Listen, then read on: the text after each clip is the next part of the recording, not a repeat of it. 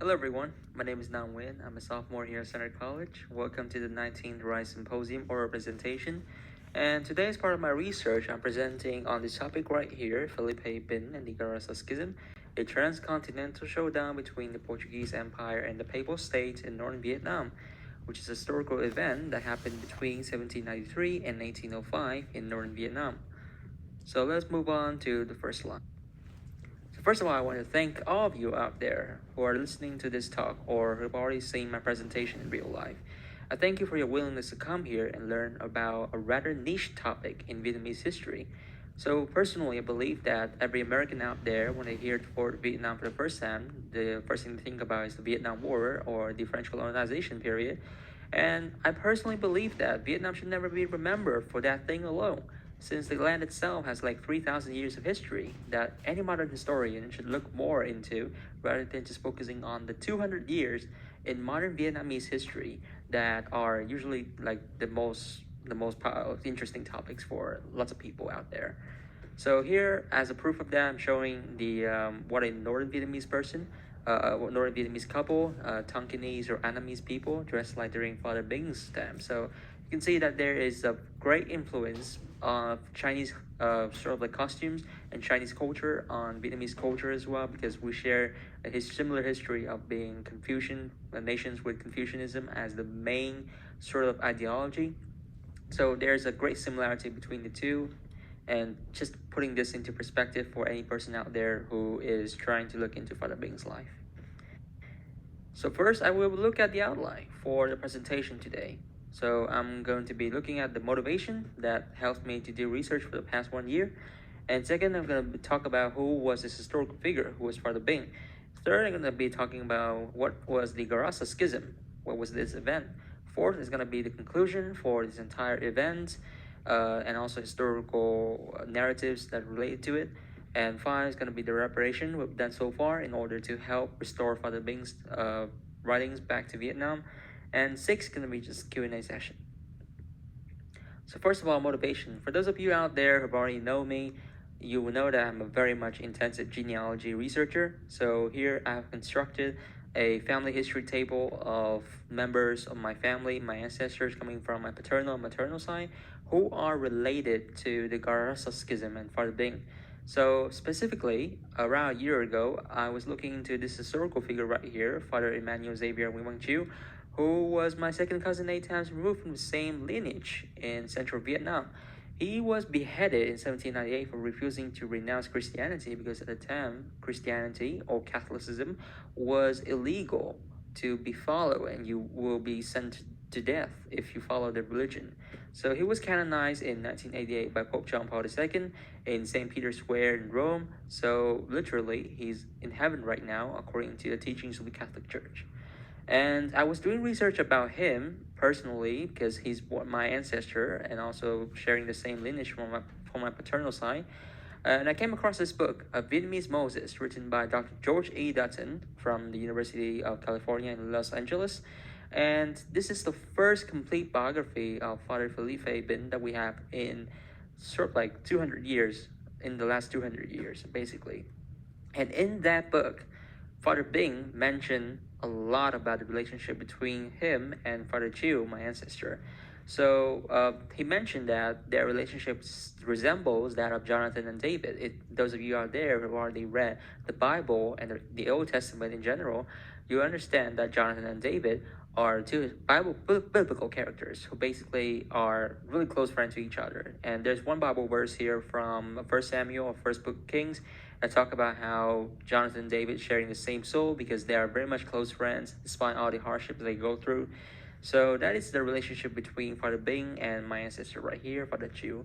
So I can sort of like look at Father Bing as a cool uncle that you're not related to, but yet you still call uncle because of the fact that he is a very close sort of like presence. He has a very close presence to one of your ancestors. So, who was this historical figure in general? Who was Father Bing? So we're gonna need to take a look at the historical context behind which Father Bing emerged. So during his time, Vietnam was divided into two kingdoms, Dang Wai, we call Tonkin, which is the outer way, and Dang Zhong, which we call the inner way, or Cochin China. And the first Catholic missionaries and the first Catholic order in Catholicism itself has many different orders. These orders are not branches of the religion, but they are organizations within the religion that train priests to preach or to help the church in a certain different ways. So the first Catholic order to preach in the kingdom of Tonkin or Dangwai, where Father Bing came from, was the Society of Jesus, or the Jesuits, in the year 1627. And they preach under the patronage of the Portuguese Empire. So their Christians, the Jesuit Christians, have a very close relationship with the Portuguese language and Portuguese culture and Portuguese Catholicism in general. And 40 years after that, the Propaganda Fide, which was the sort of ministry of evangelization of the Catholic Church, directly under the authority of the Pope, sent the first Paris Foreign Mission priests, which is like just a society of French missionaries from Paris. They sent the first French missionaries to the kingdom of Dangwai or Tonkin in 1666. And 10 years after that, the Spanish Dominicans followed suit, and they sent their missionaries from Luzon in the Philippines over to Tonkin in 1676. And these two groups are here, the French and the Spanish, they sided with the Holy See, or they sided with the Vatican. So by the end of the 17th century in Vietnam, there was a presence, significant presence of these three groups, the three group of missionaries that I call the Catholic Triumvirate, because they are a group of missionaries coming from three different nations with three different linguistic backgrounds that try to preach Christianity to the people of Vietnam. So we have the Portuguese, represented by the Jesuits. We have the French missionaries, represented by the Paris Foreign Mission Society. We have the Spanish Dominicans, well, in Spain, represented by the Spanish Dominicans, basically. So, in the year 1678, something pretty frustrating happened for the Jesuits. So, Pope Innocent XII divided the kingdom of Tonkin into two dioceses, which is like a province for the purpose of evangelization and managing the Christians in Catholicism. And these two dioceses are called Western Tonkin and Eastern Tonkin. So Western Tonkin, that color right here on this map, is the blue part and was awarded to the French Parisian missionaries, and the Eastern Tonkin part was awarded to the Spanish Dominican missionaries. So we have these two right here, two provinces divided right in the middle due to the presence of a really big river we call the Red River.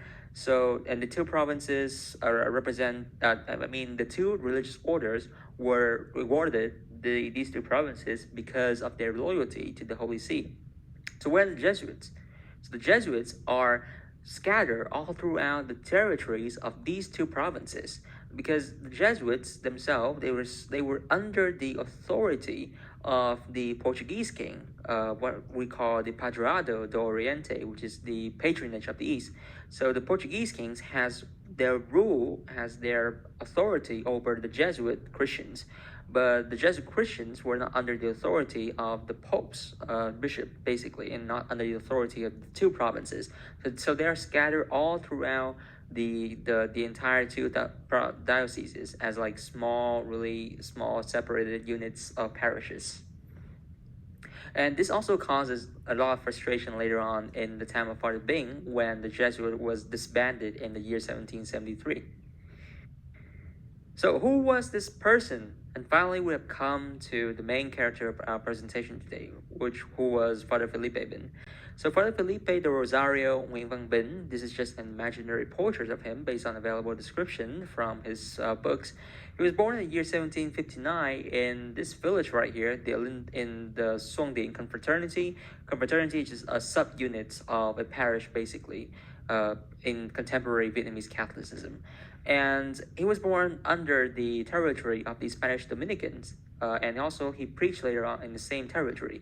In 1775, Father Bing was adopted by a Jesuit priest, Father Luis, as his spiritual son. So this is where he has a very close relationship with the Jesuit, very close, and he's also very loyal to the Jesuits later on.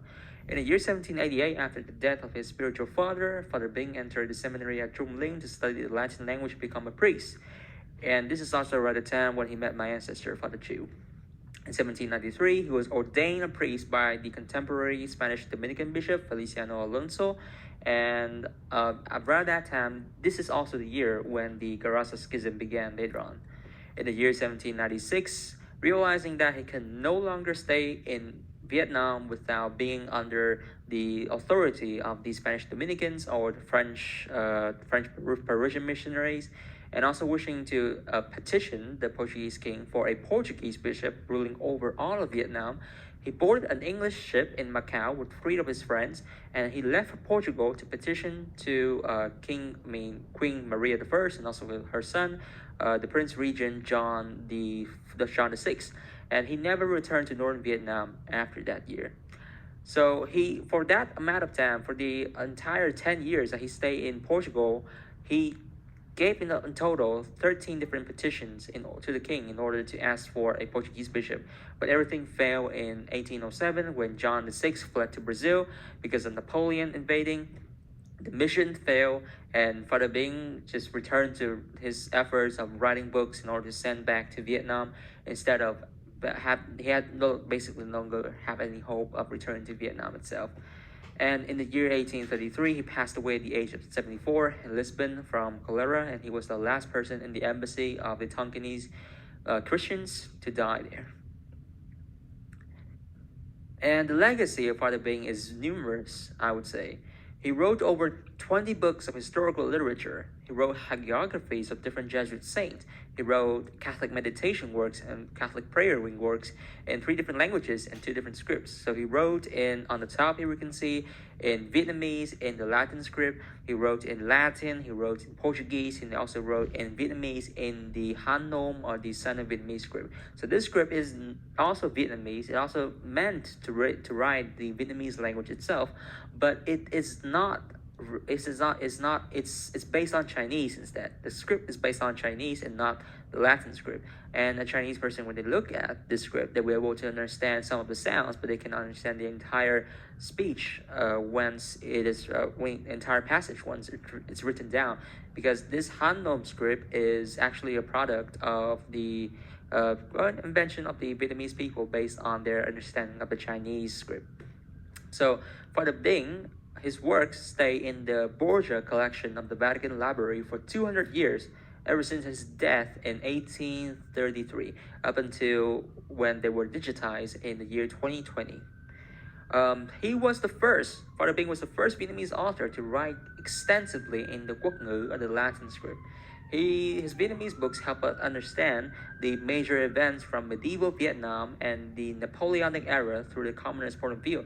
Because for Vietnam at the time, recording and also preserving the records of the contemporary events is very much difficult, because Vietnam is a tropical country in the tropical climate and also has experienced many wars and also contentions before, so lots of records were destroyed. And the fact that Father Bing's writing, over 20 books, survive in the Vatican Library is a testament to many historical events that happened in Vietnamese history around his time. His books were also written in the Han Nom script. 3 of it, actually 3 manuscripts, help preserve the cultural asset of the Vietnamese people, which is the Han Nom script, a Sino-Vietnamese script, which is an invention of the Vietnamese people and pretty much a very distinct part of Vietnamese culture if you look at it closely.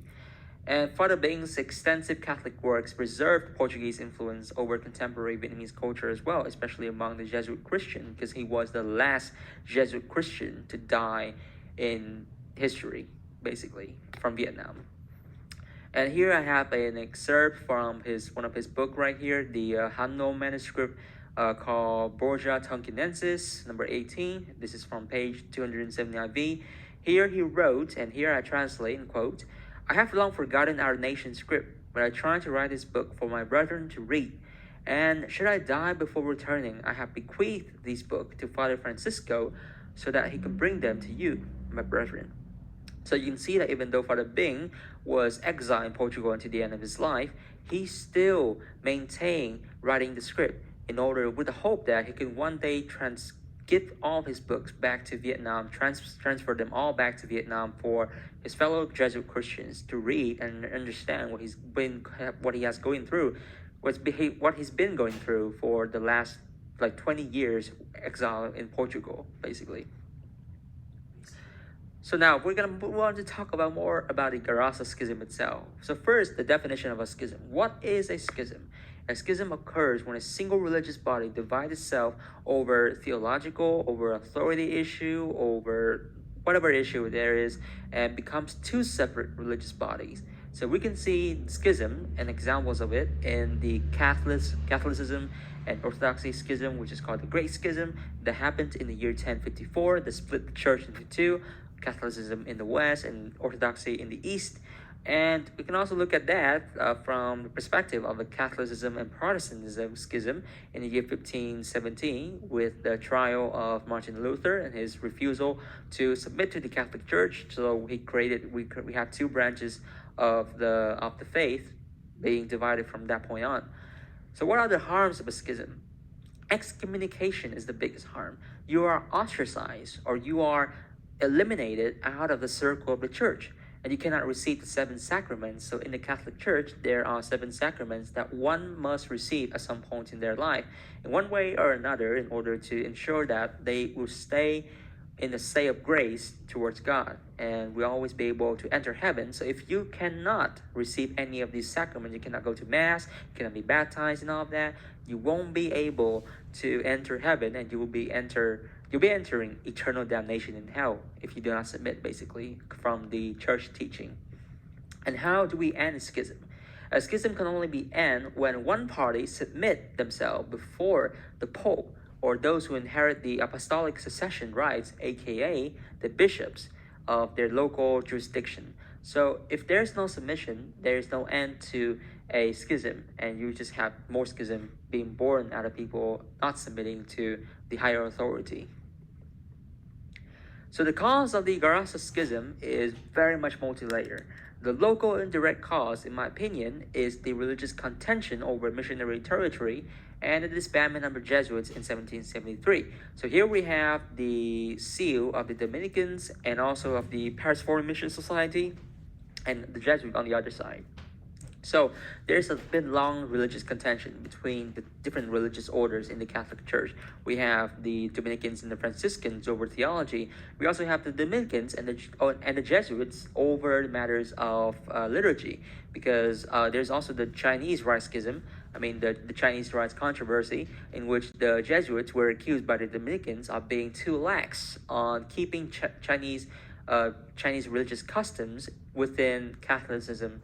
So there's been a lot of these small sort of like contention between religious orders themselves. So this also spread from the religious order to the Christians who go to the Mass of those religious orders. So they belong to jurisdiction of that order as well. So it's like a whole local level sort of like fight between different factions thing. And the disbandment of Jesuits in 1773 is also very important, is because the Jesuits were basically, for quite some time, from 1773 to 1814, they were disbanded by the Pope because of pressure from Catholic monarchs and also from other monarchs, kings and queens in Europe, who are very much fearful of the Jesuits' power. So they want a Jesuit gone, and this also, the disbandment of Jesuits basically allowed for lots of like religious sort of like infringement from other religious orders, like the Dominicans and the French. They would come and they would take away the Jesuit Christians' property and also like churches and all of that, and give it back to the diocese, basically asking them to submit to the Pope's authority and all of that. So the indirect cause of this entire conflict, however, is the one between the Black Monarchy and the Red Papacy. So on one side, we have the Portuguese king with his Padroado do Oriente right, which is the patronage of the East right. So this is the right that the Pope has given to the Portuguese king, to share a bit of the theocracy or the Pope's right to the Portuguese king, so that he will have dominion over every single territory in the East, in East Asia, where the missionaries of the Portuguese Empire land in and build churches over. So all of those churches that the Jesuits built in the East belong to the authority of the Portuguese king. And that's also the reason why Portuguese remains a common language for the Christians of this particular group called the Portuguese Mission under the Jesuits. And on the other side, we also have the Propaganda Fide and the Pope, the Red Papacy. And the Pope is a leader of the Catholic Church, and that is nowadays very much a not like really a sort of a controversial thing, but back in the time it was kind of a bit complicated because there were different layers to the entire religious authority thing. Because on one side we have the Portuguese king having some of the theocracy, the rights of the Pope being given to him. On the other side we also have the Pope, who is the ultimate leader of the church. So whose authority should the Jesuit Christians follow when the Jesuit Christians chose to follow the Portuguese king? Because he was, in their mind, perceived to be the patronage or the patron of the entire eastern side of the hemisphere. And however, the direct cause of this entire conflict lie in a very, very much sort of like ridiculous difference, small difference in the prayer. So a single change in the Ave Maria or the Hail Mary prayer over the word grace in 1793 by the Spanish Dominican bishop in Eastern Tonkin sparked the entire schism itself, because it caused widespread dissatisfaction among the Jesuit Christians. So the difference right here, the difference in prayer is very small, a single word, grace. So the word grace in Latin is gratia. And the Spanish Dominicans and the French Parisian missionaries, they are trying to force the Jesuit Christians to change their way of saying the word grace from Garasa, which is from Portuguese Garasa, to Garatia, which is from Latin gratia. So you can see here in the Gnome script, it's just represented by a single increase, a single one more character being increased basically. It's just a very small difference in the prayer that sparked the entire schism itself. So that's why it's called the Garasa Schism. That's why I named it that way in the first place. Okay, so what was the timeline for the schism itself? It happens over a span of 12 years, from the year 1793 to the year 1805. So in the year 1793, three Jesuit Christian brothers from Vietnam, they did not join the Jesuits yet. The Jesuits were already disbanded at this time. They're just Jesuit Christians who are very much passionate about the cause of helping their fellow brethren. So these three brothers were sent to Macau by the Jesuit Christians Committee to petition the Macanese bishop to give them a Portuguese bishop, because Macau at the time was a Portuguese colony. So in their mind, the bishop of Macau is also the representative of the Portuguese king's authority in the east. However, they failed and they were forced to stay there. One brother actually betrayed them and went with the French Parisian, so it was not really a good start for them. In 1794, Father Bing traveled all around the dioceses, and he tried to raise funds and collect petitions for the cause from the Jesuit Christian community all over the two different dioceses. And we have records of that in one of his books, which is the Record of Petitions for the rightful Portuguese bishop.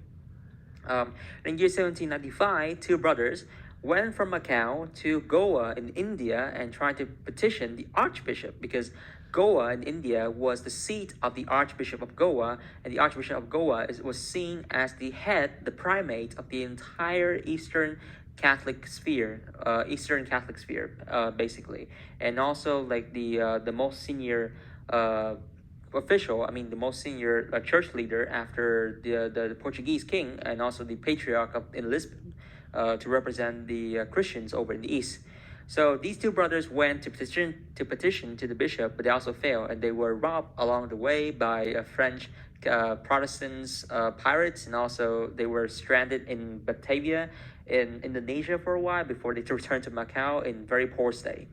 In the year 1796, Father Bing and three more of his the companions, Brother Chung, Brother Young, and Brother Ngung, they boarded an English ship called the Santa Ana or Saint Anne to go to Portugal and petition the Portuguese king at the time, the Portuguese prince at the time, John VI, for a Portuguese bishop. And they passed 6 months along in the sea, and they finally arrived there on the 25th of July in 1796. However, in the time that they were there, they stayed with the religious order called the religious congregation called the Congregation of the Oratories of Saint Philip Neri, but they were pretty much unsuccessful in the attempts. Father Bing himself submitted around 13 to 15 petitions to the Portuguese Prince John VI, but all of these were disrupted by efforts from the Vatican and from the Holy See through the presence of the papal nuncios. We can see right here the papal nuncio at the time, Bartolomeo Paca, who was the nuncio to the Kingdom of Portugal. He tried a lot of time to stop the Father Bing and his friends and the Jesuit Christians from gaining a rightful Portuguese bishop, and also painted them as liars in front of the Portuguese prince. And Napoleon also arrived in the year 1807, as I said before, which stopped Father Bing overall from any efforts from sending any petition to the prince, because the prince himself, John VI, have to flee to Brazil to avoid being captured by Napoleon. So the distance just make everything impossible for Father Bing, and they have to stay there for the rest of their life. And over in Vietnam, from the year 1796, when Father Bing went away, to the year 1805, the Jesuit Christians waited tirelessly. They are really excited about the prospect of gaining a new bishops. But despite being excommunicated, they still wait nevertheless, and always send out letters to Portugal to ask for news from the embassy here of Father Bing in Lisbon. However, in the year 1804, the Macau bishop, the newly installed Macau bishop, Manuel de San Galdino, used a very hard-fisted approach, and he finally managed to subjugate the entire community to the local community of the Spanish Dominican bishops and the French Parisian bishop in the two dioceses. And so the entire schism itself ended in the year 1805, when the last report of the schism itself was sent from Macau to the Vatican. So the narratives of this entire schism vary between places. You have Father Bing and friends, and also the Jesuit Christians, who wrote extensively in their works that the Jesuit Christians were bullied by the French and the Spanish bishops. And since their customs as members of the Portuguese mission were changed, also for example, the word Garasa, and also some of the Portuguese prayers that they used to pray are now all forcefully tossed out of the way by the Spanish Dominicans and the French Parisians. They say that the customs were forcefully changed, so we need to have a Portuguese bishop to advocate for us. If not, we won't be able to keep our customs and be Christians of the Society of Jesus. However, the French and the Spanish missionaries, they portrayed the Jesuit Christians as very much troublemakers in the diocese, and troublemakers who refused to recognize the church authority. And Father Bing, was seen as the head of the schism, and also his departure only brings false hope to the people. The Vatican, meanwhile, see the Jesuit Christians as schismatics, so they must be put down at all costs, so that the entire nation of Tonkin will be under one authority of the Holy Mother Church. And they also created the conditions so that Father Bing can never return to Vietnam ever again. So the conclusion I can draw from this is that, first thing first, the Garasa Schism is very much a very early attempt, even though it's really not intentional from Father Bing, from the Vietnamese Catholics, to resist the pre-colonial division of the nations, because Father Bing wrote extensively in his books that he wants to ask for a bishop who can rule over the entirety of Tonkin, of the entirety of his kingdom, of his nation, without dividing it into two different dioceses. So, albeit it ended with the disappearance of the Jesuits in Vietnam, the Jesuits never came back, and also Father Bing was the last Jesuit Christians, and he died in Portugal. Albeit it ended with that, the resistance nevertheless go on, and to this day, we can see that through the fact that his writings survive, and also of the evidences that he wrote survive out there. And secondly, the Garasa Schism is the product of long religious contention between different religious orders. We have, the Dominicans and the French Parisians and also the Jesuits, as well as the Portuguese authority, the contention between the Padroado, which is the Portuguese authority, and the Papal Dominion of the Propaganda Fide over new missionary territories in the East. And finally, very much I want to emphasize, is the fact that the Garasa Schism is a very good example for a linguistic effect, a linguistic term we call it shibboleth, which is when one nation group uses a particular choice of word for particular choice of pronunciation for a word that makes them ostracized, that ostracize them from other groups, and also make other groups start to leave them, and also try to excommunicate them basically.